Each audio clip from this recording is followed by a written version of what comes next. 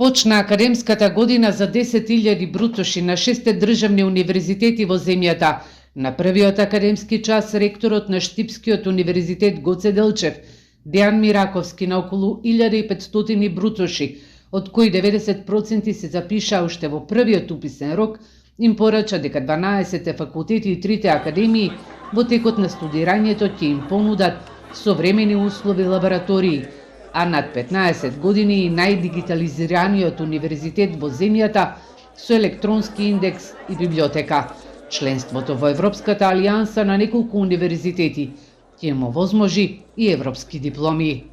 Универзитетот пред се преку зачленување во Европската универзитетска алијанса ИСТУ и му возможува многу висок степен на мобилност и многу по усогласен степен на мобилност со нивни тематични професии, така што тоа ќе им отвори многу поголем достап до европските универзитети, до формите на образование кои што ги нудат универзитетите партнери од алијансата, но и од сите други универзитети. Дополнително правиме сериозен исчекор и во квалитетот на лабораториските ресурси, на научниот потенцијал кој што им се нуди на сегашните и на идните студенти.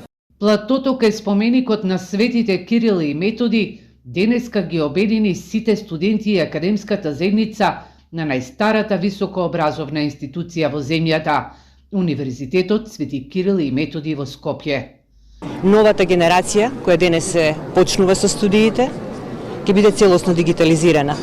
Сите студентски сервиси, кои што се предвидени за студентите, се комплетно дигитализирани и јас оваа генерација слободно можем да ја наречам електронски индекс генерација. Оваа генерација почнува со електронскиот индекс, а се разбира и сите останати кои што се веќе запишани од оваа учебна година ќе го користат електронскиот индекс, што значи комплетно сите услуги, сите сервиси за студентите се дигитализирани и завршно со плаќањата кои ги вршат за сите овие сервиси.